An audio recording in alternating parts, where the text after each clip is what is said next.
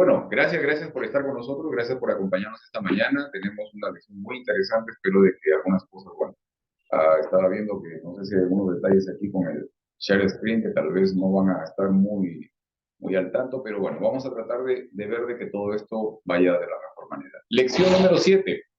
Lección número 7, ya estamos en la lección número 7, último trimestre del año. Esto, nuevamente, el tiempo se está yendo demasiado rápido. Y como les digo, tenemos grandes oportunidades para poder aprender más de la palabra de Dios. Quiero compartir con ustedes lo que preparé para esta mañana en cuanto al estudio de la lección de escuela sabática. Déjenme cortar aquí, listo. Tenemos aquí el... acá está. El título de la lección del trimestre: ¿qué es el hombre? Nuestra esperanza ante la muerte. Cuarto trimestre del año 2022. Y el título de la lección hoy día, lección número 7, la victoria de Cristo sobre la muerte. Recordamos que hemos estudiado la semana pasada, ¿verdad? Vamos a ir tratando de encajar un poco lo que vimos la semana pasada con lo que tenemos también de esta semana. Y el versículo para hoy, Romanos capítulo 5, versículos 18 y 19. Leo de la nueva versión internacional, que dice esto: por tanto, así como un solo pecado causó la condenación de todos, también un solo acto de justicia produjo la justificación que da vida a todos. Porque así como por la desobediencia de uno solo, muchos fueron hechos pecadores, también por la obediencia de uno solo, muchos serán hechos justos. Muy bien. Esto, como les digo, se encuentra en el libro de Romanos, capítulo 5, versículos 18 y 19.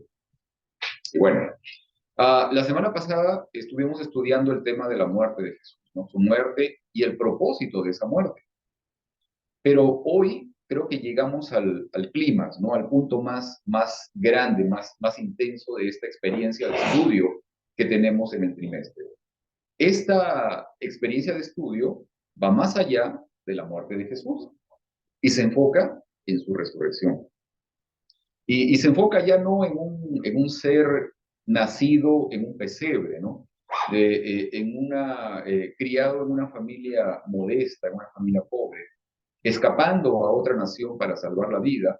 Ya no se enfoca en un maestro rechazado por las autoridades, un rabí que llama a sus seguidores entre aquellos considerados más bajos de la escala social, odiado por religiosos de su época, al punto de querer asesinarlo y después de matarlo.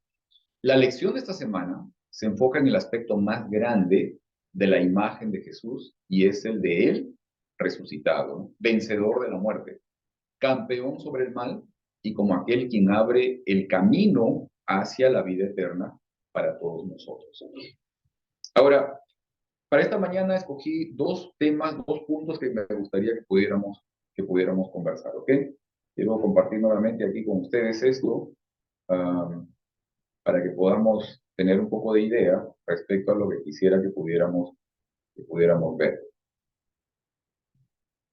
¿Por qué ya está saliendo esta parte de aquí? Bueno, ahí está. Entonces, un poco lo que vimos ahorita, dos puntos que quisiera que pudiéramos ver. Uno, evidencias de la muerte y resurrección de Jesús. ¿Ok? Que podamos tener presente eso. Yo no sé si siempre nos hemos puesto a pensar en todas las evidencias que tenemos respecto de la muerte y la resurrección de Jesús. Y lo menciono porque la lección de esta semana deja abierta la posibilidad de que hay personas que creen incluso que Jesús no murió cuando se dijo que murió. ¿Ok? Y dos, el tema también de las evidencias que tenemos sobre la resurrección de Jesús. ¿Ok? Y luego, una frase en latín, ¿no? Christus Victor, que significa Cristo victorioso, el campeón de amor. ¿Ok? Vamos a ver aquí. Evidencias de la muerte y resurrección de Jesús. De la traducción, de la versión Nueva Traducción Viviente, Mateo 27, versículos 62 y 63. Dice esto. Al día siguiente, que era el día de descanso, ¿okay? Mateo se preocupa en señalar que era día sábado. Dice, los principales sacerdotes y los fariseos fueron a ver a Pilato. Le dijeron, Señor, recordamos lo que dijo una vez ese mentiroso cuando todavía estaba con vida. Luego de 3 días resucitaré de los muertos. ¿Ok? Vamos a parar aquí un momento para que podamos ir viendo algunas cosas. ¿Ok? Como les digo, es interesante que Mateo nos declara que ese momento era día sábado, era día de reposo. Los principales sacerdotes estaban en sus negocios ese día, o sea, ellos estaban enfocados en el asunto de lo que estaba pasando, a pesar de que estaban en el momento también de celebración de la Pascua, y fueron a ver a Pilato. En definitiva, ¿ok? Hay una intención de Mateo de resaltar que ese día era un día sábado, pero que en ese momento ellos fueron a ver a Pilato. Ahora, pregunto esto, ¿de dónde obtuvieron los sacerdotes y los fariseos? ¿De dónde obtuvieron esa información y el temor de que Jesús podría resucitar al tercer día? ¿De dónde sacaron ellos esa información? Porque miren, en la Biblia, por lo menos en los evangelios, Jesús nunca le dice a ellos, yo voy a morir y voy a resucitar. Le dice a los discípulos, pero a los fariseos y a los sacerdotes nunca les dice eso. ¿De dónde sacaron ellos esa información o ese conocimiento o ese temor, esa duda de que él había dicho?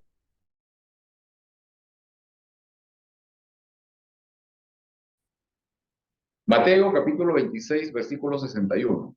A ver si lo ubicamos. Mateo capítulo 26, versículo 61. Y otro más incluso. Mateo capítulo 27, versículo 40. A ver, 2 versículos. Mateo versículo 26, capítulo 26, versículo 61. Y Mateo capítulo 27, versículo 40. A ver, ¿quién tiene el primero? Mateo capítulo 26, versículo 61. ¿De dónde sacaron los sacerdotes y los principales la idea esta de que Jesús podría resucitar, o en todo caso había dicho, había afirmado que iba a resucitar el tercer día? Mateo capítulo 26, versículo 61. ¿A quién lo tiene ahí? 40. A ver. Y diciendo, tú ibas a derribar el templo y a construirlo en 3 días, si eres hijo de Dios, sálvate a ti mismo y bájate de la cruz. Ajá. Te lo dijo el otro malo, el ladrón malo. Ok, cuando estaban en la cruz. En la cruz. Ya, cuando, 26, versículo 61. Dice que afirmaron, esa expresión Dios habló. Ok. Este hombre dijo, yo puedo destruir el templo de Dios y volver a levantarlo en 3 días. Ajá. Por él, pero esa afirmación, ellos, o sea, la hacen los principales sacerdotes cuando fueron a buscar a Pilato y le dijeron eso. O sea, ellos tomaron en cuenta estas palabras justamente para decir, o lo que está afirmando es que dice... ¿Cómo se enteraron, hermano? No, porque Jesús les dijo de que él les dijo la figura, ¿no? Destruyan este templo y en 3 días lo levantaré. Sin embargo, hay una cosa. Fíjense que los religiosos de la época de Jesús utilizaron ese argumento de la destrucción del templo para condenarlo. O sea, primero utilizaron esta afirmación porque trajeron un testigo y dijeron, oh, nosotros lo oímos decir de que destruyan ese templo y en 3 días lo levantaré. Oh, entonces no necesitamos mayor cosa, ¿no? Hay que matarlo. Pero ellos entendían perfectamente a qué se estaba refiriendo. Cómo era increíble la ideología de que el templo era mayor que cualquier otra cosa, hermano. Exacto, ¿Cuál era la exacto, ofensa? exacto, exacto. Pero como les digo, miren, lo interesante es de que ellos sí entendieron la figura. ¿Se dan cuenta? O sea, ellos sí entendieron la figura. Sin embargo, en su momento tomaron esta información para acusar a Jesús y condenarlo. Lo que pasa es que Elena de White dice que el diablo los estaba usando. Y ellos sabían que Jesús era el Hijo de Dios, Eso. pero tenían tanto poder sobre el pueblo que no quisieron cederlo, que no les importó matarnos. Es más, lo querían mantener a la tumba si hubieran podido, Ajá, porque el diablo quería mantener a Jesús ahí. ajá. Esto es interesante y es lamentable, ¿no? Porque, digamos, la naturaleza humana muchas veces se mueve en torno a los intereses propios, ¿no? Los intereses personales, a pesar de ver lo correcto, a pesar de ver lo bueno, como dice el hermano, ¿no? O sea, la afirmación esta de que reconocían que era el Hijo de Dios, ya se los había dicho, Juan se los había dicho, ¿ok? O sea, habían evidencias, había gente resucitada, o sea, habían otras cosas, ¿no? Y sin embargo, a pesar de eso, Sanaron enfermos, Jesús. se cerraron. Y dice Elena de White que hizo mucho más milagros de los que se escribieron en la Biblia, pero eso era mucha información, no la podían poner toda ahí. Demasiadas Pero cosas. hermano, fíjate, uno se sorprende de los fariseos, ¿verdad? Pero ¿a poco no estamos así también en la iglesia? Exacto. Estamos igual. Ese es el problema, ¿no? El orgullo que porque alguien nos corrige en algo que estamos mal, y no Ajá. lo aceptamos porque no, pues ¿cómo, verdad? Yo soy más letrado. Claro, o sea, nuestra naturaleza muchas veces no cambia, o sea, no ha cambiado a pesar de miles de años de tiempo, no ha cambiado. Y mira, por ejemplo, nuestras iglesias, donde Ajá. tenemos gente de diferentes lugares. Sí, Queremos traer tradiciones a la iglesia, ¿verdad? Y la palabra de Dios es lo que te debe de guiar, no es lo que tú crees o claro, tu cultura. claro, Sin embargo, estamos llenos de eso. claro. ¿Y por qué no nos deshacemos de eso? Yo le decía a una hermana de Bolivia, hermana, ¿qué dice ahí en la Biblia? Eso que usted dice. ¿Y por qué no lo hace? Porque es que a mí no me enseñaron así. Yeah. O sea, Es mucho Y eso. era como tercera generación. Wow. si la palabra, yo lo miro de esta manera, hermano. Si la palabra de Dios te lo dice que así es, para mí así es, se acabó la discusión. Aunque no me guste, aunque yo diga no estoy de acuerdo, pero igual. Claro, ¿sí? exacto. Eso es un poco lo que escuchaba esta mañana en un sermón bueno, en la internet, ¿no? Que decía esta parte, ¿no? De que es necesario que uno muera al yo, ¿no? Sí. Ese es el punto, o sea, esa condición, esa es la necesidad que tenemos, la necesidad más grande que tenemos, ¿no? De morir al yo, o sea, de poder entregar, o sea, dejar la verdad, o sea, nuestros propios intereses, ¿no? Nuestras conveniencias, todas esas cosas, y entregarlas al Señor, ¿no? Es decir, yo me rindo, o sea, no soy yo el que debe tener control, ¿no? Ok, vamos a continuar con esta parte. Miren, debido al cuestionamiento, porque hay un cuestionamiento de la resurrección de Jesús, ¿ok? Hay teorías que proponen el hecho de que Jesús no murió. Para explicar la resurrección. Para explicar la supuesta resurrección, o sea, esa parte. Incluso la lección menciona un poco respecto a eso. Ahora, pregunto esto, ¿qué evidencias tenemos de la muerte de Jesús? O sea, ¿qué evidencias tenemos de que Jesús realmente murió? ¿Ok? Vamos a conversar esta parte. ¿Qué evidencias tenemos de que realmente Jesús murió? Mira, las evidencias que hay, lo que yo he estudiado, está en la Biblia, ¿verdad? Porque la Biblia narra. Si te vas a la historia universal, también lo narra todo el proceso del juicio de Jesús. En la historia está, es las únicas dos evidencias que yo digo que hay, porque yo no estuve ahí. Claro. Pues como yo no estuve ahí, tengo que basarme en la historia y en la gente que estuvo ahí, que fueron las personas que lo vieron. Claro. Y creo lo que la palabra de Dios dice. Ok. Déjenme ver si puedo compartirles esto. Aquí está. Esto es solamente el asunto de la flagelación. ¿Ok? Déjenme ver, aquí tengo otro. Aquí lo puedo pasar aquí. Ustedes pueden ver aquí más o menos cómo era el flagelo que ¿Qué era usaba. el asunto otro que era? Ahorita lo pongo, si no se preocupen. No, ¿cómo se llama? Flagelación. El azote que les daban, ok. Este es el azote que usaban, ¿no?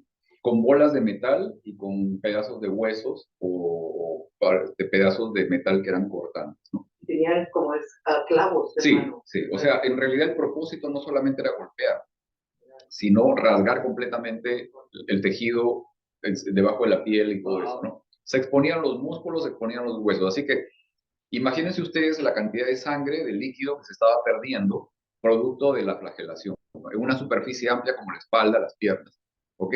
O sea, eso se estaba haciendo y a Jesús lo azotaron con 40 azotes, o sea, y le dieron como para matarlo, o sea, solamente eso ya era suficiente como para matarlo. Imagínense la cantidad de bacterias que podían haber entrado al cuerpo de esa persona que tenía la piel destrozada, ¿no? O sea, eso nada más es suficiente para matar a una persona. ¿Ok? Ahora, aquí, déjenme ver si quiero cerrar esta parte. Ok, aquí aparece también una secuencia, digamos, médica de lo que producía la flagelación. Traumas por golpes, obviamente, en el tórax, tanto que producían daños renales, pulmonares y cardíacos. ¿Ok? Hay una hipoventilación, o sea, hay una posibilidad menor de poder respirar y obviamente que genera a ciertos daños, ciertos trastornos de tipo respiratorio, pero también en el corazón. Taquicardia, obviamente, por que hay menos líquidos, el corazón empieza a bombear más para que la sangre pueda llegar a diferentes partes y empieza a producirse esto que se llama acidosis, una acidosis, un aumento de la cantidad de ácido en el cuerpo. Y obviamente también un problema cardíaco que puede generar de inmediato la muerte. ¿Ok? Después la otra parte en el trauma, en el golpe que se producía y en los cortes, dañaban obviamente los músculos y la parte de la piel, de la parte cutánea. Y esto producía hemorragia y obviamente también coágulos. ¿Se acuerdan ustedes por qué era que muchas veces morían o han estado muriendo estas personas que han tenido COVID, por ejemplo? Por trombosis. Y eso produce una muerte instantánea, o sea, rapidísima, ¿no? ¿Ok? Eso es algo que también se producía porque obviamente el cuerpo genera una defensa para tratar de evitar de que la sangre siga saliendo de tantas heridas que hay, pero eso produce también trombos, coágulos, que pueden empezar a viajar a diferentes partes y matar a una persona. ¿Ok? Vamos a salir de aquí. Déjenme ver, no sé dónde los copio. Déjenme parar aquí el, el screen. Ok, vamos a ver acá. Ahora ya tengo aquí algunas cosas. Ok. Am, También la corona de espinas producía un sangrado bastante grande en la zona de la frente y del rostro incluso, ¿no? Algo que no me había fijado, que no me había percatado muy bien, era el asunto de que esas espinas también lastimaban ciertos nervios que están conectados incluso con los dientes y producen dolores que son muy intensos. No sé si a alguien le ha dolido la muela, o sea, eso es lo que produce justamente la activación de esos nervios. O sea, que imagínense todo el sufrimiento que se estaba llevando, ¿no? La muerte puede ocurrir por problemas cardiovasculares y respiratorios, debido a un choque traumático, hipovolémico. Otros factores también fueron la misma deshidratación, obviamente pérdida de líquidos, arritmia del corazón producida por estrés, derrame pericárdico, o sea, un sangrado alrededor del corazón y acumulación de agua entre el corazón y el pericardio. Después lo vamos a ver con el lanzón, la punzada que le dieron a Jesús, ¿no? ¿Ok? Y también derrame pleural, inducida por tantos traumatismos y coagulación intravascular también. ¿Ok? Ahora, nuevamente, ¿qué evidencias tenemos de la muerte de Jesús? Vamos a leer Juan capítulo 19, versículos 31 al 34. O sea, primero hemos visto esta parte, ¿no? El tema de la flagelación era ya de por sí una razón suficiente como para que una persona se pueda morir. Pero dice que Jesús no murió por eso. No murió en ese, no en ese momento. Juan capítulo 19, versículos 31 al 34. Y si alguien les pregunta por qué lo desatan, No, ese no es. Juan 19, no, estoy en Lucas. sí, Juan capítulo 19, versículos 31 al 34.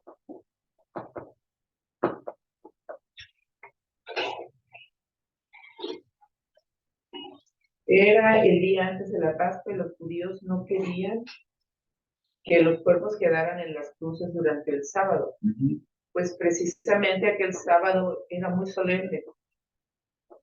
Por eso le pidieron a Pilato que ordenara quebrar las piernas a los crucificados y que quitaran de ahí los cuerpos. Los soldados fueron entonces y le quebraron las piernas al primero y también al otro que estaba crucificado junto a Jesús.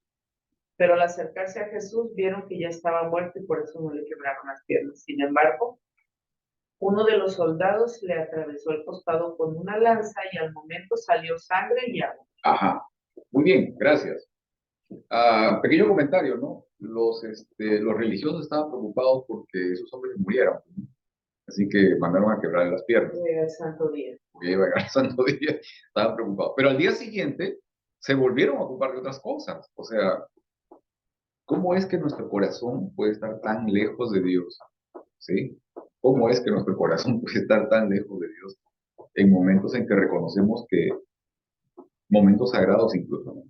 Y decir que se hace por Dios. Y decir que se hace por Dios, o sea, todo eso, ¿no? Encontrarle la justificación. Bueno, Heriberto, ¿quieres decir algo? A ver, Heriberto. Quería decir que estaban las profecías, debemos de darnos cuenta de que todo apuntaba a la muerte. Obviamente. Todo se tenía que cumplir a pie de la letra.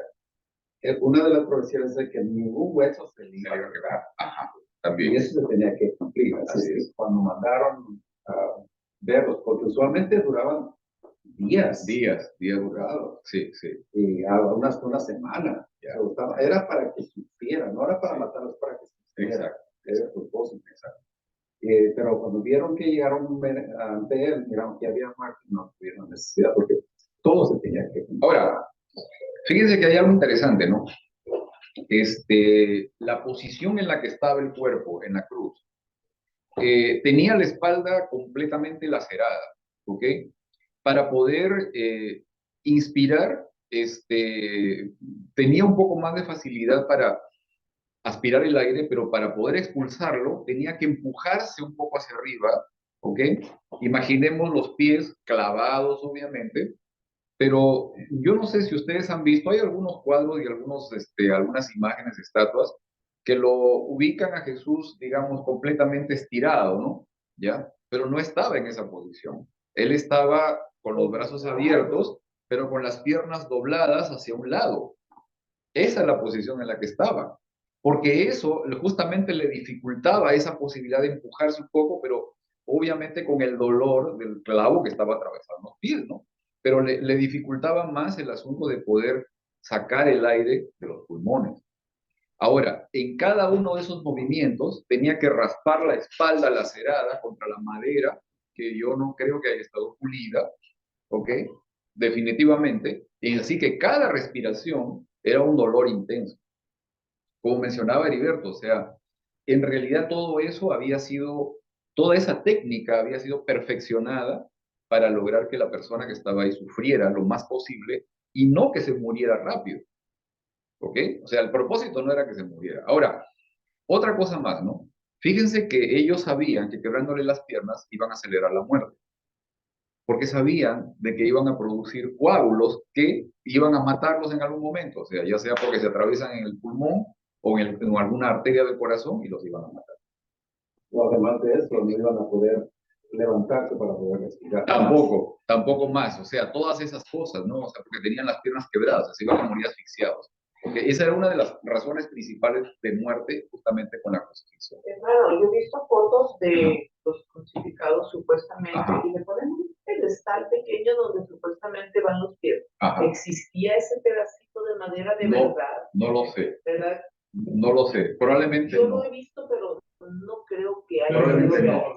Probablemente no. O sea, y el peso del cuerpo, digamos, se apoyaba básicamente en el clavo que estaba ahí. Claro, porque o sea, ahorita que usted mencionó que él tenía que estar un poco doblado, torcido, sí, medio pero era para comunicado y poder doblado. doblar una pierna, un pie sobre el otro. Probablemente, pero era una posición extremadamente incómoda que también producía calambres, o sea, todo eso junto, ¿no? Ahora fíjense en esto. El soldado romano, dice la Biblia, que lo atravesó con la lanza, ¿ok? Ya de por sí, también eso no era solamente el asunto de poder ver, oye, ¿estás vivo o no? A ver, reacciona, no, sino de que la lanza entró por un costado, o sea, fijémonos en esto, ¿no? El soldado romano no era un fulano más, el soldado romano era un profesional de matar, o sea, era un asesino profesional, o sea, no, él estaba preparado para matar y dos, estaba preparado para reconocer si un cuerpo estaba muerto o no. ¿Sí me entienden? O sea, era una máquina de matar, o sea, no era cualquier fulano más, era un soldado romano, ¿ok? Y lo atraviesa justamente por el costado, sabiendo que puede llegar hasta el corazón, con la lanza. Y cuando del cuerpo sale agua y sangre, él se da cuenta, precisamente era la prueba, la evidencia que tenía de que ese cuerpo ya estaba muerto. porque sale agua que estaba acumulada alrededor del corazón. ¿Sí, ¿Por qué le tuvo que picar el costado si él ya sabía que había fallecido? Probablemente no, o sea, no sabía, sé exactamente qué distancia tenía de todas maneras del cuerpo, porque el cuerpo estaba ha estado ahí en una cruz, o sea, y cuando se acercaron a los otros, que me imagino, yo no tengo claramente la seguridad, los otros dos estaban probablemente en un plano más bajo y el del medio estaba en un plano más alto, probablemente por eso es que primero llegaron a los de los lados y después llegaron al otro, ¿ok? Pero el asunto es de que nada más para poder estar convencido y seguro de que sí estaba muerto, lo atravesó con la lanza. O sea, digo, si no estaba muerto, ahorita lo mato, se acabó, ¿ok? Pero ya cuando vio que salió sangre y agua, entonces se dio cuenta de que sí, es el agua acumulada alrededor del corazón. Ya está estancada, ¿ok? Muy bien. Luego de eso, todavía los discípulos tuvieron que sacar los clavos, ¿ok? Imagínense que todo el tiempo que pasó, no es una cuestión de que, oye, bajamos el cuerpo y nos lo llevamos a sepultarlo, ¿no? Tuvieron que sacar los clavos, envolverlo, transportarlo hasta la tumba, colocarlo ahí, mover la piedra, que es otra cosa, ¿ok?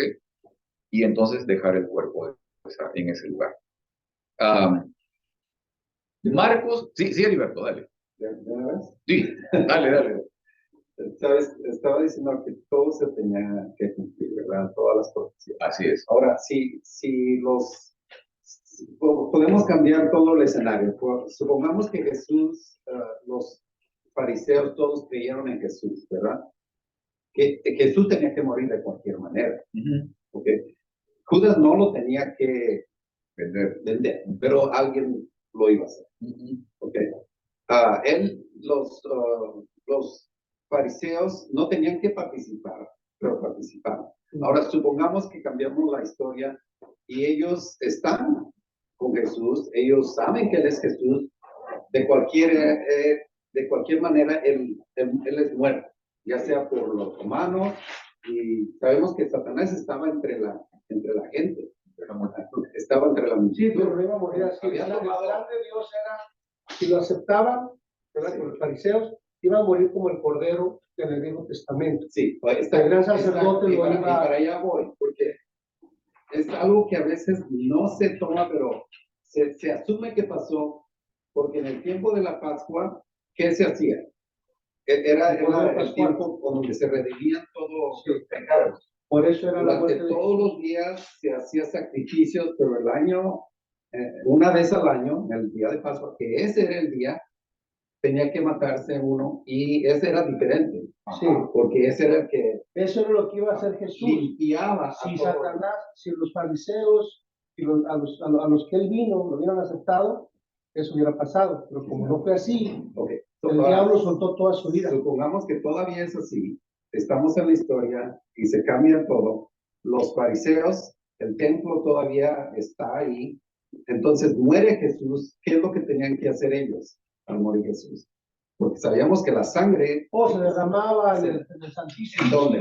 En el lugar santísimo. En el lugar santísimo. Sí, pero, era ¿sucedió así? No. Ok. Y ese es mi punto, de que algunas cosas suceden, pero nosotros pues, suponemos que tuvieron que suceder, se cumplió todo, aunque no sabemos cómo. Y te acuerdas cuando hoy, esta mañana, vine y te dije, este hombre había descubierto el arca del pacto. Bueno, supongamos, ¿ok? Esa arca del pacto fue escondida por Ezequiel. Creo que sí, salen ellos cuando David la lleva. Ok. ¿La escondió en dónde? La llevó a su casa. Primero la había llevado a otra persona, y esa persona la estaba bendiciendo. Luego fue por ella y se la llevó a una cueva. Sí, a una cueva.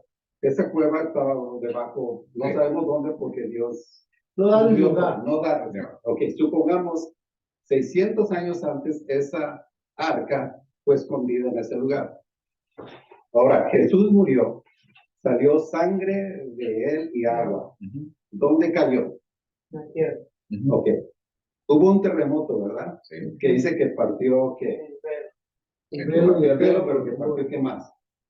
Por las tumbas se abrieron, las piedras se abrieron. La piedra. Supongamos que esa piedra debajo donde estaba Jesús se abrió. ¿Okay? Debajo se fue la sangre en la grieta y cayó en la cueva donde estaba escondida el arca y cayó hasta donde supuestamente debería haber llegado. Y es lo que te digo que este hombre, que es lo que él supuestamente descubrió y es lo que miró, la grieta y la sangre que caía y se había partido lo que cubría la tapa. Es una teoría, hermano. Pero te digo, es lo que cumple. No, lo que pasa es que Elena de White explica eso. Ese temblor, Dios lo ocasionó. O sea, papá Dios. Dice Elena de White que Dios estaba tan enojado por lo que estaba pasando que tuvo que quitar la mirada de Jesús por un segundo. Fue cuando Jesús aclamó, que le dice, Abba, ¿por qué me has abandonado? Porque Dios estaba tan enojado que le daban ganas de destruir a todo el planeta, del coraje que tenía. Y para no hacerlo, quitó la mirada de Jesús. Es donde Jesús siente que Dios se aparta de él. Pero todo ese temblor, todo eso que pasó era por la ira de Dios. Estaba molesto Dios, porque el plan de Dios no era que su hijo muriera así. Por la necedad del hombre, por el pecado del hombre es que murió de esa manera Jesús. Y por la acción de Satanás. Por el Satanás, claro, porque el hombre se presta a que Satanás lo use. Si el hombre no se hubiera prestado al uso de Satanás, él no hubiera muerto así. Mira, Con honor. Es muy interesante lo que está mencionando Heriberto, o sea, y obviamente nos mueve a tratar de investigar más. Sí, porque esto no es un asunto de salvación, ¿no? Claro, claro. Pero uno ve y dice, si todo se tenía que cumplir, exacto. Dios tenía que proveer para que se cumpliera. Sí, pero Dios no siempre tiene un segundo plan. O sea, siempre hay un segundo plan, ¿verdad? Entonces, uno no entiende muchas cosas porque no las vivió, no está ahí, pero uno sabe lo que dice la Biblia. Claro, eso. Ahora, estábamos en el punto, y también para los que están conectándose ahorita, estábamos en el punto de las evidencias de la muerte de Jesús, ¿no? Ya habíamos visto incluso el tema de la flagelación, el tema de la crucifixión, obviamente, el hecho de que los soldados romanos se habían fijado de que Jesús estaba muerto, de que lo habían obviamente atravesado con la lanza, vieron que salió agua y sangre, etcétera. O sea, y también Heriberto, bueno, nos está fijando el tema de la parte profética y también de la parte del cumplimiento también del sacrificio que regularmente se tenía que hacer en el santuario y obviamente de la sangre que tenía que llegar hasta el arca del pacto que estaba ubicado en el lugar santísimo dentro del santuario. En fin, algo más todavía, un detalle más todavía. Y lo voy a leer aquí de la versión Reina Valera 1960, Marcos capítulo 15, versículos 42 al 45. Dice esto: cuando llegó la noche, porque era la preparación, o sea, era viernes de noche, es decir, la víspera del día de reposo, ya sabemos qué momento era, José de Arimatea, miembro noble del concilio que también esperaba el reino de Dios, vino y entró osadamente a Pilato y pidió el cuerpo de Jesús. Pilato se sorprendió que yo hubiese muerto, es lo que estábamos diciendo, o sea, a veces duraban varios días ahí colgados, ¿ok?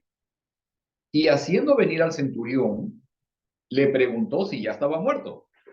E informado por el centurión, dio el cuerpo a José, ¿ok? O sea, se cercioraron nuevamente de que ya estaba muerto. El soldado romano vino y el centurión, el de la centuria, el jefe de 100 soldados, ¿ok? Vino y le dijo, sí, ya está muerto. Se acabó, entréguenle el cuerpo. ¿Ok? Aquí no queda dudas de que ya estaba muerto. ¿Ok? Y en esa parte. Vamos a ir rápido. También ahí se cumple otra profecía donde él tenía que ser enterrado en una tumba de ricos. Así es. Siendo pobre. Así es. Y José de Arimatea era rico. Era rico. Y ahí era una tumba virgen, hermano. Sí. Era una tumba que nunca se había usado. En ella, nunca. ¿Dónde estaba la tumba? ¿No? Cavada en una roca. Sí. O sea, no sé cuánto habría costado en esfuerzo y en costo, obviamente, dinero, hacer esa tumba. Porque era una tumba cavada, o sea, habían hecho hueco dentro de la roca. ¿Ok? Dentro de la roca habían hecho un hueco. Muy bien. Mucha lana. Mucha lana, eso sí. ¿Qué evidencias tenemos de la resurrección de Jesús? Vamos a la otra parte. ¿Qué evidencias tenemos de la resurrección de Jesús? Marcos capítulo 16, versículos 3 y 4. Marcos capítulo 16, versículos 3 y 4. ¿Ok? Partamos por lo que habíamos mencionado ahorita. ¿Qué estaba cerrando la tumba?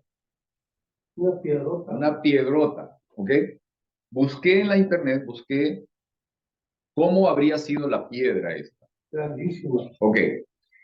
Hay versiones que señalan que podría haber sido una piedra casi de forma circular, ¿no? Como una rueda. Otros mencionan que podría haber sido una piedra que tenía una forma como de corcho. Ok. Parece que era más como una forma de rueda. ¿Ok? Y estiman que debe haber sido una piedra como de unos 30 centímetros de espesor y más o menos de 1.5 a 1.8 metros de diámetro. 30 centímetros. 30 centímetros de espesor, para que no se vaya a romper.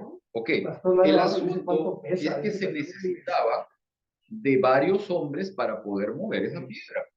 Es también más o menos lo mismo que pasó cuando Lázaro estaba sepultado. Jesús mandó a que movieran la piedra, o sea, habían varios que tuvieron que mover la piedra.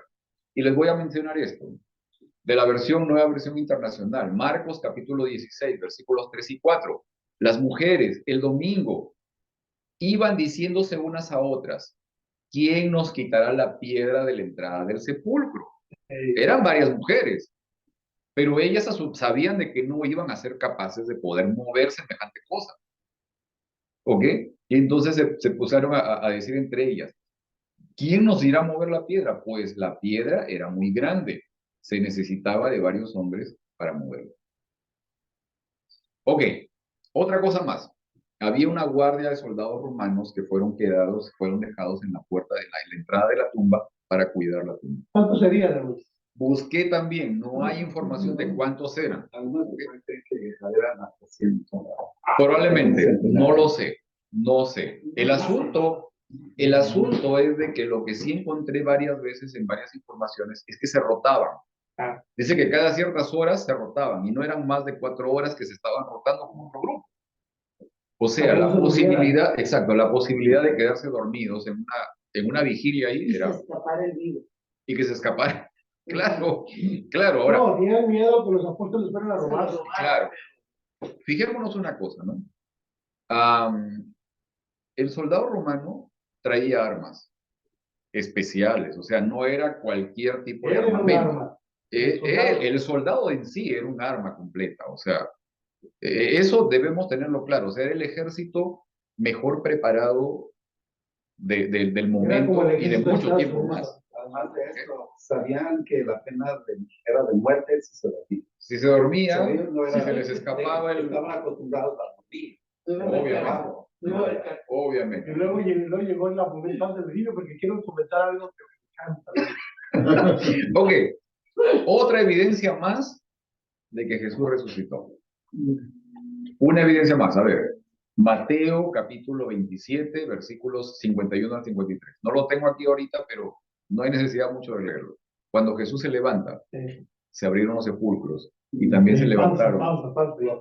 A ver, dale. En Los Ángeles hay diferentes niveles de ángeles. El ángel que Dios mandó fue el ángel que tiene el más poder, o sea, es el que nomás Dios y Papá Dios y Jesús y el Espíritu Santo están arriba de ese ángel. Y lo mandó porque estaba rodeado de ángeles enemigos. Y llegó ese ángel y el otro ángel que estaba esperando que llegara porque miraba la cosa muy difícil. Esa escena de Jesús muerto. ¿Ustedes creen? Y el ángel el ángel más poderoso que tiene Dios lo mandó para atender ese asunto. Imagínate lo impresionante que está eso. No mandó a cualquier ángel, mandó a un especial. Yo creo que hubo los dos temblores, ¿verdad? Cuando murió y cuando salió. Así es. Cuando se abrieron las tumbas de los demás también, sí, también. Pero no salieron. En el segundo temblor fue cuando salió Jesús, pero también salieron los demás. Ahora la pregunta es, ¿quiénes eran ellos? Ya, eso no dice, pero dice que eran santos. ¿Okay? O sea, era gente que estaba esperando también al Señor. O sea, no lo sé si de diferentes épocas de los tiempos cercanos a la época de Jesús. No lo sé. O cercanos al área donde estaba Jesús. También eso, o sea, pero todo ello. Pero el asunto es de que todos ellos salieron a dar testimonio. Entonces, ¿te imaginas simplemente alguien que ellos conocían porque habían leído de él y ahora se encuentra allí en vivo. carne y hueso, diciéndoles, Él es el Dios, el Cristo, el Salvador del mundo. Amén. Amén. Tremendo. Ok, otra evidencia más de que Jesús resucitó. ¿Ok? Otra más.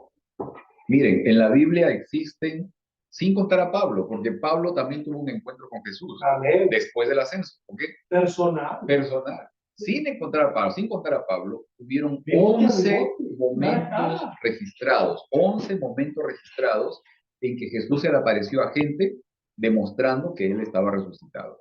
¿Ok? Esas apariciones fueron a hombres, mujeres, individuos, parejas, grupos y al menos una multitud. Primera de Corintios, capítulo 15, versículo 6, dice que se le apareció a más de 500 personas cuando estaban reunidas.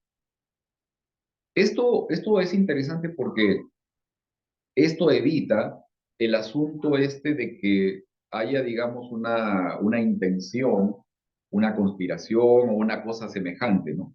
Donde hay algunas personas que tratan de hacer una afirmación y que los demás, digamos, probablemente la empiecen a aceptar, ¿no? A creer como verdadero. No. Jesús se presentó a diferentes personas. En las apariciones fueron en el interior de un lugar, así como al aire libre, en diferentes localidades, en diferentes momentos del día. Jesús fue tocado físicamente, escuchado audiblemente, visto visualmente, comió comida con presencia de testigos. Ninguno de estos testigos creyó que Jesús resucitaría entre los muertos. Antes de resucitar entre los muertos, todos ellos lo conocían antes de la cruz, así que sabían que él era el mismo Jesús que había muerto también en la cruz. Las personas que testificaron de la resurrección de Jesús lo hacían a expensas de su propia vida. O sea, esto también es interesante. O sea, que la persona que decía, no, yo sí vi a Jesús y está vivo y afirmo que está vivo, era una persona que estaba corriendo el riesgo de ser castigada. ¿Ok? Esto es algo que yo aprendí en esta semana. Ya. Yo no se me hubiera ocurrido eso. Exacto, exacto. O sea, yo pregunto esto, ¿no crees que estos cientos de personas arriesgarían su vida sabiendo que su afirmación era falsa? No, yo mira, Probablemente no, si me ¿no? permites, dos cosas. Ajá. Mira, yo he hablado con personas, una de ellas que se decía adventista, que él decía que cómo podíamos comprobarlo, y yo le decía la Biblia, la referencia. Dice, pero ¿cómo yo voy a saber si yo no fui ahí, yo no estaba ahí? Digo, mira, esto es cuestión de fe. Y si tú no vas a creer, no vas a creer. Un vecino mío, hablando con él también lo mismo, ¿no? Yo le decía que todos la reflexión, y él decía, ¿y cómo yo voy a saber si todos los que escribieron la palabra de Dios son hombres humanos? Digo, para que tú te des cuenta, lo que dijo, por ejemplo, Isaías, lo que dijo Eliseo en profecía, todas esas profecías, nunca se conocieron. Yeah. Y cuando describen a Dios, lo describen de la misma manera con su trono. Eso es imposible de hacer, te digo, o sea, no es una casualidad. La evidencia más grande que yo miro en la palabra de Dios de la resurrección de Jesús son los apóstoles, y a Pablo mismo. Tú miras a unos apóstoles cobardes, antes, cuando está Jesús muriendo y lo andan persiguiendo, asustados, escondidos, y cuando Jesús resucita y se les presenta, tú miras a Pablo valiente, predicándole a 2,000 personas, hablando en un idioma que él no ni sabía que lo estaba hablando, o sea, es obvio que era el Espíritu Santo que lo estaba traduciendo, y dispuesto a morir por lo que quería y no se retrató. Así es. Pablo Así es. era un perseguidor de esas mismas personas. Cuando Jesús se le presentó, dice Pablo que lo llevó Jesús no sabe si en sueño, no sabe, él no sabe, pero sabe que Jesús mismo lo enseñó. Cuando Pablo regresa y empieza a evangelizar, lo apedreaban, lo pateaban, lo escupían, lo encarcelaban y no se retrataba. Hermano, esa es la evidencia, es más clara. Claro. Un hombre que antes hacía esto, ahora de repente hace lo contrario. Nomás hay una forma que ese hombre haga eso, porque ya tuvo un encuentro con Jesús. No hay otra manera de verlo. Y creo que otra prueba para los incrédulos de ese tiempo fue el mismo Tomás. Así es, también. Porque le enseñó las heridas del costado para que él metiera la mano, para que no dijera que... Quiero comentar algo aquí, se me había pasado, gracias Esthercita por el comentario que hiciste aquí en el chat. Aquí está, ahorita lo podemos ver. Ella menciona de que eran 100 soldados que cuidaban la tumba de Jesús. ¿Dónde dice? Acá arriba, ahí está. Aquí está escrito en el chat. Sí, acá está. Porque dice, eran 100 soldados que estaban cuidando la tumba de Jesús. Y aparte de eso, algo que se me había pasado, obviamente, ¿no? Y que menciona la Biblia, que dice que la piedra fue atada con sogas y sellada justamente para que nadie pudiera abrirla. O sea, eso también era muy importante. O sea, la piedra estaba sellada. Eso es lo que fue lo que hicieron. Imagínate el miedo. Claro. Imagínate el miedo de los soldados que se hicieron los dormidos cuando miraron al ángel. Claro, esto obviamente es una... Imagínate, ay, le dio cosa.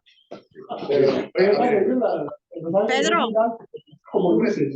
Oh, a ver, Pedro, dale.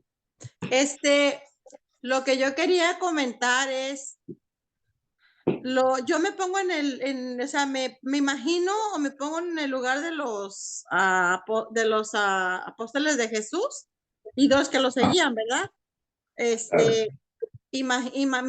Me pongo a imaginar y me voy a, ¿cómo se dice? Me voy a aquellos tiempos remotos de ese tiempo de ellos y no me puedo imaginar lo que ellos sentían después que supieron que ya habían matado a Jesús, que lo crucificaron y que ellos se quedaron ahí.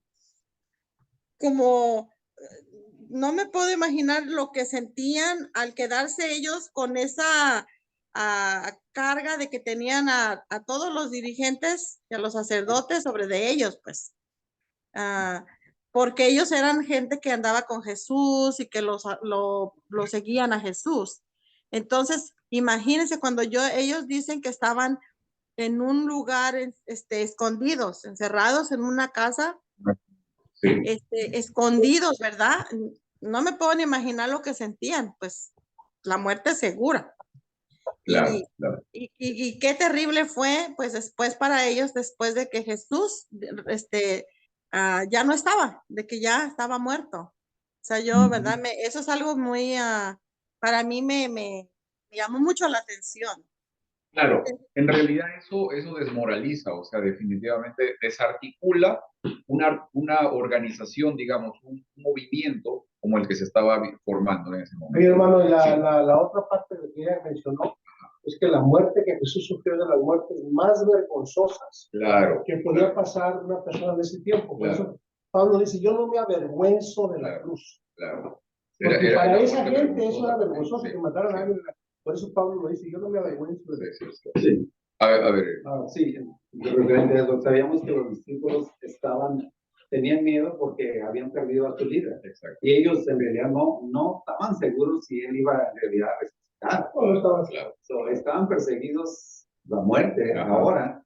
Y ahora, todo lo que se hizo para mantener el cuerpo de Jesús, Satanás instó a todas las personas posibles para que no fuese posible. Pero eso a la misma vez fue todavía una prueba más grande de que Jesús en realidad resucitó, porque aparte de todo lo posible que se pudo haber hecho para mantenerse, este cuerpo fue puesto ahí para que nunca más saliera. Ajá, exacto. Pero Dios no podía quedarse ahí.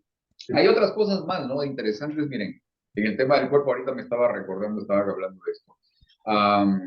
La envoltura, ¿no? Dice que la envoltura fue puesta con cuidado ahí al lado, ¿no?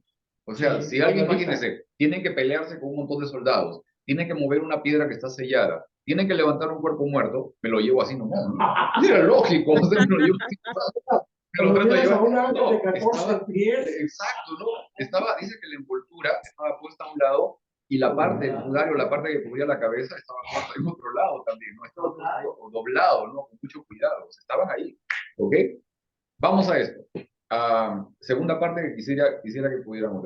Y gracias nuevamente, Estercita, ahí te vi. Gracias por el comentario, gracias también por tu ayuda, realmente muy, muy valioso. Gracias también por estar con nosotros esta mañana, ¿ok?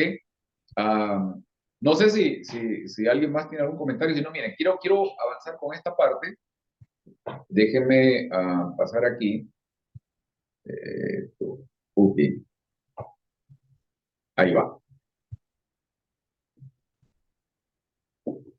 Ok, esto es lo que habíamos estado viendo, los versículos que habíamos estado viendo, de que afirmaban justamente cómo es que los sacerdotes en realidad sí habían creído en esta afirmación que Jesús les hizo, de que iba a resucitar al tercer día, pero sin embargo utilizaron también sus palabras para condenarlo a muerte.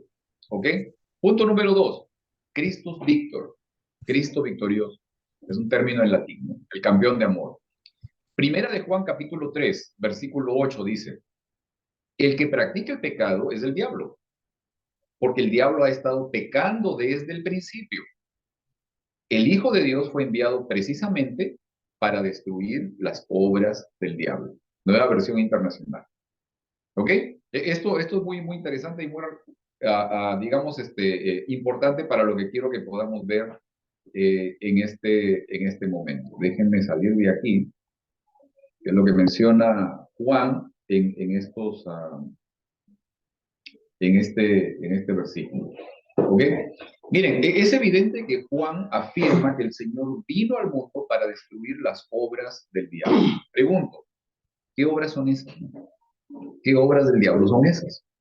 Creo que tenía acá está. Ahorita se lo llevamos, hermano. Gracias.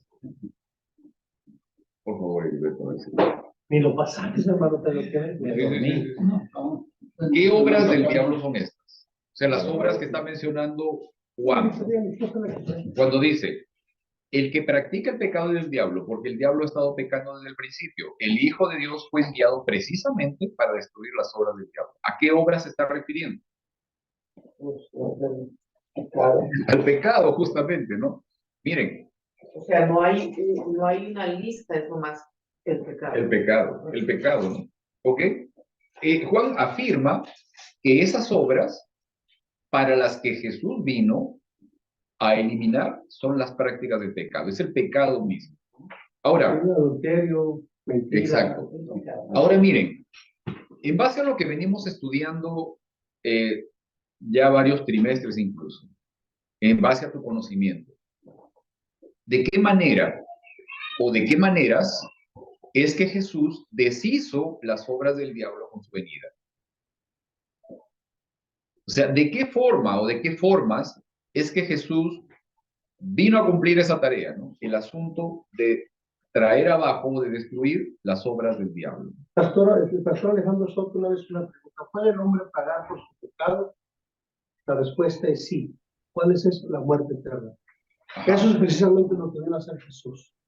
Vino a comprarnos para darnos la oportunidad que decidamos seguirlo a Él o seguir al mundo. ¿Vivir eternamente o morir eternamente? Okay. Eso es lo que es la oportunidad que Jesús nos vino a dar. Por eso es que es bien importante que tú, una vez que te decides seguir a Jesús, lo digas públicamente y públicamente bautizarte. Porque todas las personas que están ahí sean testigos de que tú aceptas la sangre de Jesús para que Jesús, cuando tú atestiguas de Jesús en frente de la gente, Jesús vaya al Padre y le diga, Padre, aceptó mi sangre y yo le quiero dar mi salvación. Y no nada más eso, hermanos. Jesús se presenta ante el concilio del universo a probar de que el hermano Preci es inocente de sus pecados. Que él no los quería hacer, pero el diablo lo motivó. Entonces van a poner los pecados del hermano, los van a poner al diablo. Y Jesús va a probar que nosotros somos inocentes. A eso vino Jesús, a representarnos, pero para eso, como el pecado es muerte, y Dios no se puede retractar de lo que ya dijo, entonces tenía que morir él mismo para comprarnos y luego decir, ahora yo soy su abogado, ahora ustedes deciden. Okay. Es bien interesante esto. Quiero mencionar ahorita también lo que está comentando Estercita. Abogado. Dice acá, los enemigos sabían y temían la resurrección. Acá hay algo interesante, o sea, ellos tenían presente esa parte, o sea, sabían y temían de la posibilidad de la resurrección. Por eso es que corrieron con Pilato a decirle, pon una guardia aquí porque este dijo que al tercer día iba a resucitar. Pero le decían mentiroso. Claro, le decían mentiroso y todo lo demás, obviamente, pero sí sabían quién era. Pero sí le creían. Okay. Dice, los discípulos se habían olvidado de ese mensaje. Eso era una parte complicada y triste, ¿ok? Se olvidaron de que Jesús dijo que resucitaría al tercer día, ¿no? Primicias de los que duermen, de los que durmieron, ¿ok? Esto también es muy importante, o sea, nosotros nos estamos olvidando del mensaje que el Señor nos ha entregado, ¿ok? Muy bien, miren, la pregunta que les había hecho era, ¿de ¿De qué manera o de qué maneras es que Jesús vino a deshacer las obras del diablo? ¿Ok? Encontré dos posibilidades, de una de dos maneras o de las dos maneras. Miren, una posibilidad es, de la vida y la muerte de Jesús se enfocó en revelar de manera perfecta el carácter del Padre. O sea, vino a revelarnos justamente quién era Dios, desvirtuando las mentiras del acusador respecto del carácter de Dios. Juan capítulo 1, versículo 18 dice, a Dios nadie lo ha visto, nunca. El Hijo único que es Dios y que vive en unión íntima con el Padre, nos lo ha dado a conocer. ¿Ok? Nueva versión internacional. Segunda posibilidad, o segunda razón, o segunda manera de cómo es que Jesús vino a deshacer las obras de Satanás. La vida, muerte en la cruz, resurrección de Jesús, develó cuál era el verdadero carácter del acusador. O sea, ya no de Dios, sino del acusador.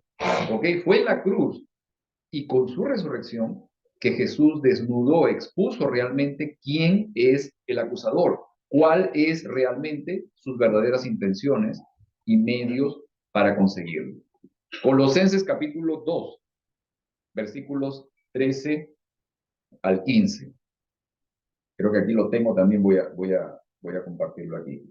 Colosenses capítulo 2, versículos 13 al 15. Déjenme cerrar acá ¿Va a esto. decir a quién se lo reveló, hermano? ¿Perdón? ¿Va a decir a quién le reveló? Sí, no, sí. Ah. Ok. Déjeme ver aquí. Era... Porque el mundo no se dio cuenta en ese momento. Ahí está. Este es uno. A ver. Oh, no. Román, no. ¿Dónde está? ¿Colosenses? Colosenses. No lo tengo aquí. Y eso que el hermano Pedro acaba de decirse, entonces esa es la pregunta, ¿no? Si a Dios nadie lo ha visto, entonces ¿a quién miró Moisés? ¿A quién miró Ezequiel? En mi previsión. Exacto. ¿A quién? Yo me pregunto, o sea, no es una pregunta hacerse, ¿no? Si dice la Biblia que Moisés hablaba cara a cara con Dios, pues ¿quién era? Déjeme lo leo aquí. Colosenses capítulo 2, versículos 13 al 15. Dice, sin embargo, Dios nos dio vida en unión con Cristo, al perdonarnos todos los pecados y anular la deuda que teníamos pendiente por los requisitos de la ley. ¿Qué ley?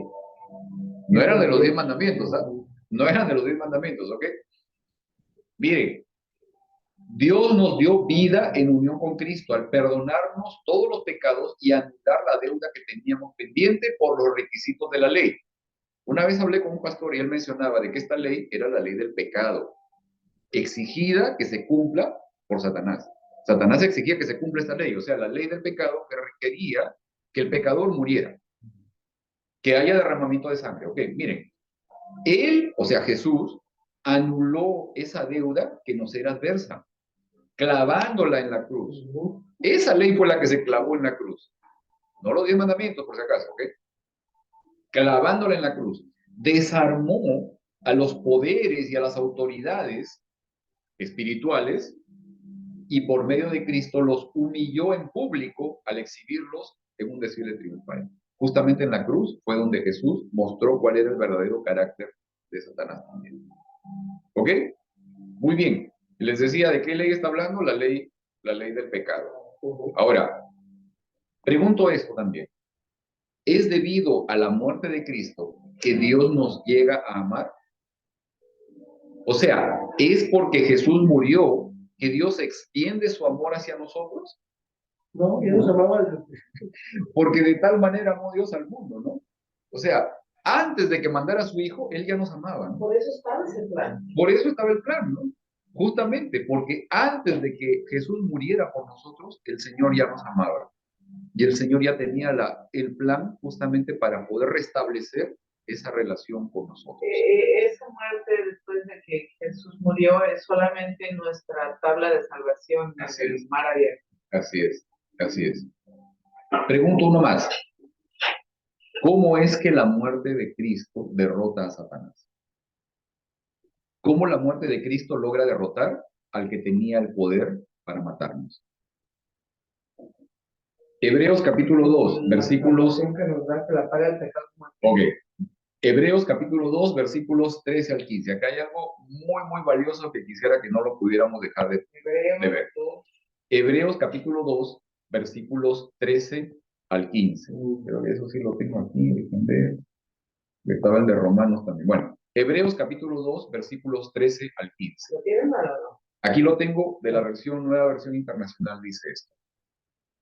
Aquí me tienen con los hijos que Dios me ha dado. Por tanto, ya que ellos son de carne y hueso, Él también compartió esa naturaleza humana para anular mediante la muerte al que tiene dominio de la muerte, es decir, al diablo, y librar a todos los que por temor a la muerte estaban sometidos a esclavitud durante toda la vida. Él se hizo con nuestra naturaleza y nos representó de esa manera, y de esa manera triunfó también.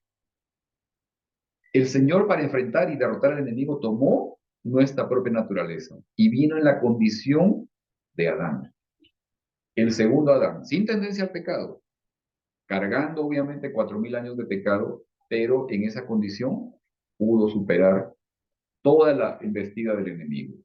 Romanos capítulo 5, versículo 17 dice esto también. Dice, pues si por el pecado de un solo hombre reinó la muerte, con mayor razón los que reciben en abundancia la gracia y el don de la justicia reinarán en vida por medio de uno solo, que es Jesucristo. ¿Qué aprendimos hoy? A ver, vamos a ver aquí los que están en línea también. ¿Qué aprendimos hoy? Pues como le digo yo, ¿Aló? Sí, sí, sí, dale. A la resurrección de Cristo tenemos nosotros asegurada nuestra resurrección también. Ok. Gracias. A ver alguien más aquí. A ver, hermano. nada más le decía que yo no me había dado cuenta cómo la gente estaba en peligro de muerte al decir sí, yo lo vi vivo, claro, después de la resurrección claro. de él. Eso para mí fue como, ay, caray, de verdad. Sí. Llevar adelante un movimiento que estaba prohibido, perseguido, o sea, porque recordemos que ahí nomás, o sea, los emperadores romanos empezaron a matar a los cristianos, los mataban en el circo. O sea, ¿cómo es que llevas adelante un movimiento exponiendo la vida por una mentira, ¿no? O sea, es imposible. O sea, la gente estaba convencida porque muchos de ellos lo habían visto, o sea, estaban seguros de lo que estaba pasando. Pablo lo vio después de que ascendió Jesús, lo vio también. O sea, todo eso te da la certeza de que este movimiento obviamente era real. Y nosotros hoy podemos estar convencidos porque a través de la palabra del Señor, nuestras vidas son transformadas. O sea, eso es lo que nos da mayor seguridad también, ¿no? ¿Qué más? ¿Alguien más? ¿Qué aprendimos hoy? Yo me di cuenta en esta lección que yo no me había dado cuenta que María Magdalena fue la primera que vio a Jesús resucitado. Así es. Y en ese tema hay un detalle más, ¿no? Lo escuché esta semana. El asunto de que los primeros que vieron a Jesús fueron las mujeres. Ahora, las mujeres eran consideradas ciudadanas de segunda clase. ¿Te imaginas esto? O sea, ¿por qué es de que los escritores de los evangelios señalan de que fueron las mujeres las primeras que lo vieron, ¿no? Hermano, o sea, María Magdalena no era de segunda clase. Bueno, era más bajo. Era más bajo todavía, digamos, porque bueno, considerado a la sociedad. En la sociedad. Sí, en la sociedad. ¿Ok? ¿Se dan cuenta? ¿Cómo es de que si hubiera habido la intención de, digamos, favorecer un poco a este anuncio de que Jesús había resucitado, no hubieran puesto a que las mujeres fueron las primeras en mirar? Mucho menos de nombre. Mucho menos de nombre todavía. ¿Ok? Muy bien. Tarea de la semana. Reserva tu tiempo. ¿Sí? Reserva tu tiempo cada día para tu comunión. Para tu comunión personal. Pide al Señor que te ayude a conocerlo, contemplando a Cristo Jesús. Y entonces, parecerte cada vez más a Él. Y esta semana, comparte con alguien que Cristo Jesús se hizo humano para vencer por su muerte y resurrección al causante del dolor y de la muerte. Muchas gracias. Vamos a despedirnos de aquellos que nos están acompañando.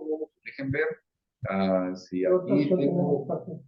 O Jasmine también menciona, dice, gracias Jasmine, la resurrección de Cristo es una muestra fehaciente del poder de Dios, definitivamente. Muchas gracias, déjenme salir de aquí del share screen para que podamos despedirnos también de nuestros amigos que nos están acompañando esta mañana. Muchas gracias y los esperamos también la próxima semana A todos. de este estudio.